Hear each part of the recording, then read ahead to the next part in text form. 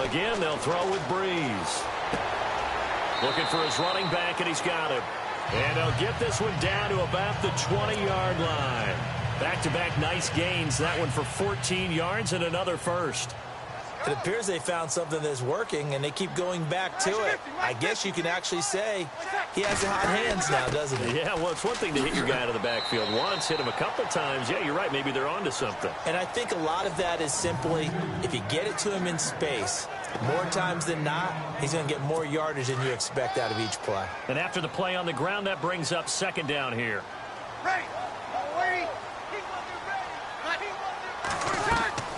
From the gun, it's Breeze. Caught right side, it's Snead. And on this one, he'll get to the 15, right at the 15-yard line. Only 3 yards on the catch. It's third down. And when you're playing a quarterback with some experience and some moxie, you enter the danger zone when you decide to blitz him, because if he's able to diagnose as he did on that play, he can hurt you downfield. He reads defenses so well, doesn't he? He really does, and the best part about that play for him, I don't think that was his primary target. I don't think so either. I think he had the read, figured out where the blitz was coming from, and went to a secondary target for a really nice game.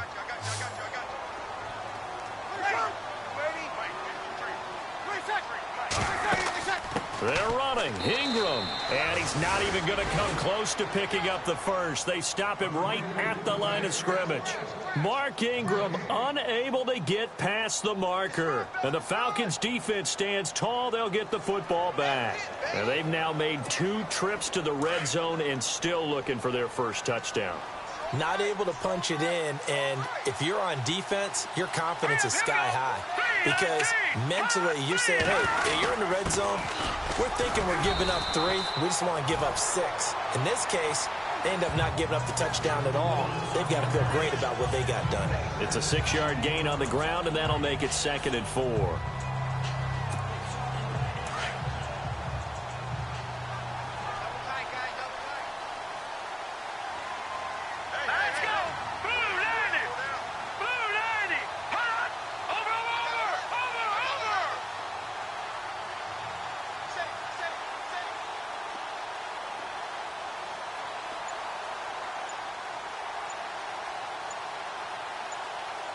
Time running out here on the play clock.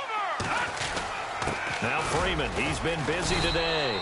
And maybe a measure of revenge there. He's had his way in this one, but this time they get him behind the line. It'll be a loss of 1, and just like that, it's third down. Brandon, it's clearly a running situation when you're up in the 4th quarter.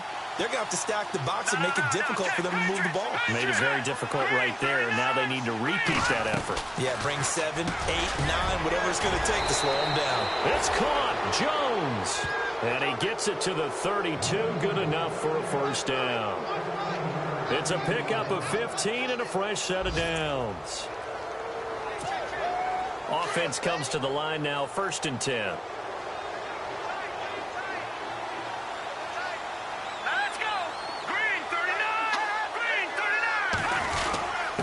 Now a handoff here to his running back.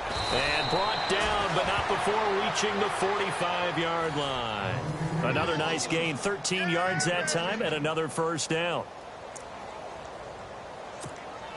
First down and 10 now for the offensive group. Let's go! 3-19! Freeman again, a first down carry. And maybe a measure of revenge there. He's had his way in this one, but this time they get him behind the line. Calling a loss of 2 on the play. And it'll be 2nd and 12. All right, here we go. Green 39! Green 39! Now a shotgun snap as they'll look to throw. And a big loss here as he's taken down. Cameron Jordan in there to sack him, and that is 10 for him now on the year. Great job defensively. I think he was trying to go through his progressions, find someone to get rid of the football. Before he knew it, he was on his back. So that just brings us right back to what you said in the beginning. A great job defensively. Nowhere to go with the football. That led to the sack. Need something from deep in the bag of tricks here after 1st and 2nd down. Went backwards. It's 3rd and very long. He'll drop to throw. This complete to Jones. And he'll be brought down just shy of midfield at the 49-yard line. It'll be a gain of 17, but even with that, they'll be well short here for fourth down. I don't know how many times, not just in my playing career, but you and I working together, have we ever heard a coach say, you know, I just don't have that play on my call sheet. And that's really what we had here.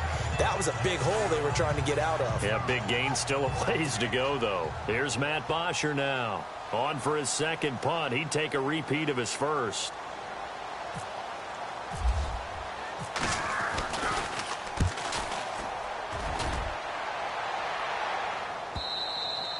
And that is much too long. That's into the end zone for a touchback. Out comes the Saints offensive unit and the NFC playoff race. Let's have a look at it. And the division title out of reach, we know that. This is as good a spot, Charles, as they're going to get. That first wild card and the number 5 overall seed. So it's just a matter of adjusting now, isn't it? And what I mean by that is mentally.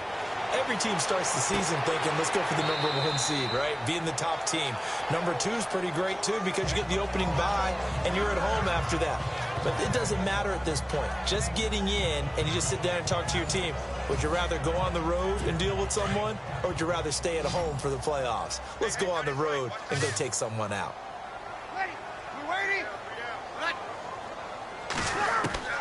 Working from the gun, it's Breeze. To the sideline. Wow, what a catch. Doesn't get a lot out of it, but he is able to keep the feet in bounds. A gain of 6 there on first. One thing I think that's safe to say defensively, the tackling's been really good. And because of that, it's been very, very hard for them to move the ball because you're not getting the benefits of run after catch. You're tackling them almost on the spot. That means you have to run extra plays, harder to move it. No, he'll be shoved to the turf that time. Looks to be right around the 40. It goes as a gain of 8, and it moves the chains.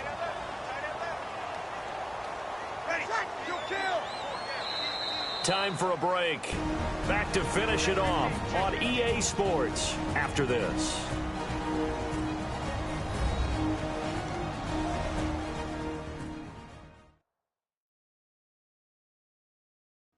So it's Saints football as we get you reset. They've got a 1st and 10 as they search for a late score.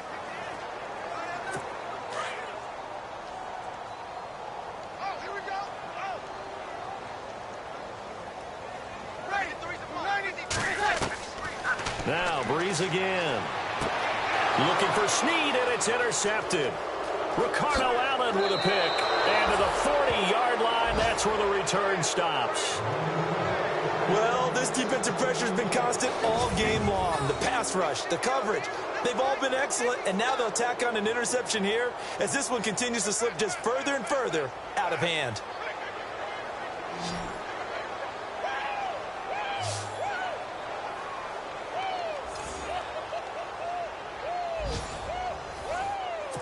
Here are the Falcons as their offense heads back onto the field. They have the big cushion.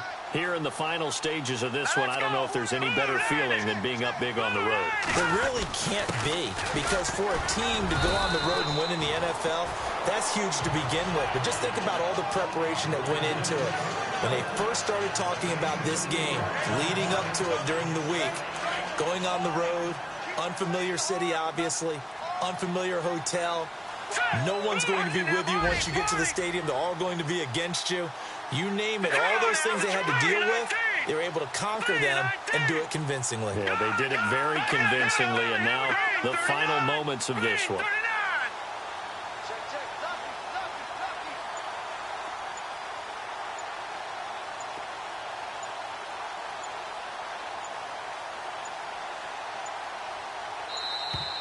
And the play clock is going to run out here. They're in no hurry to get a play off. Delay of game, offense. And that'll set them back 5.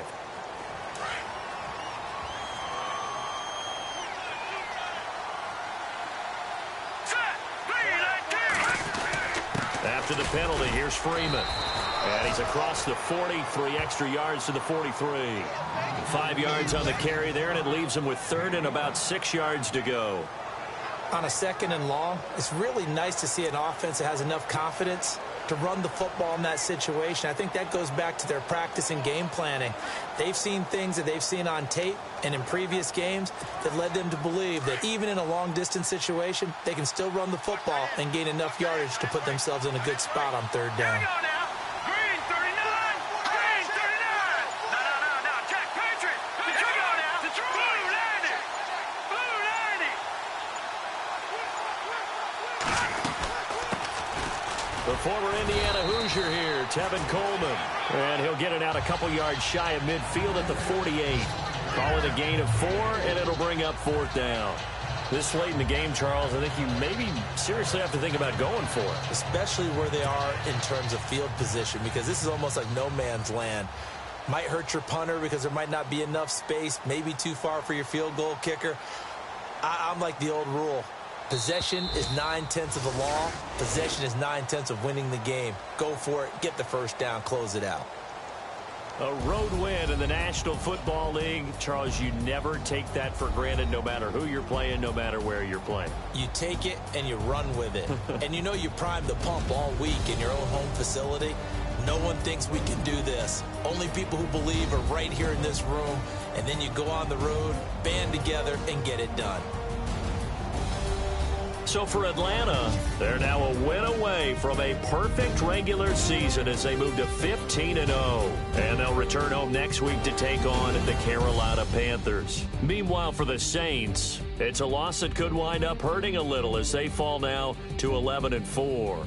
And they'll try to get back on the beam next week as they'll head to Tampa to take on the Bucs.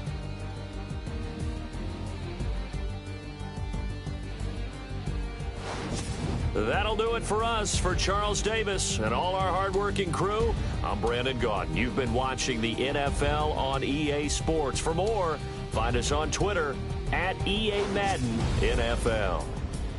Till next time, we say so long from the Bayou.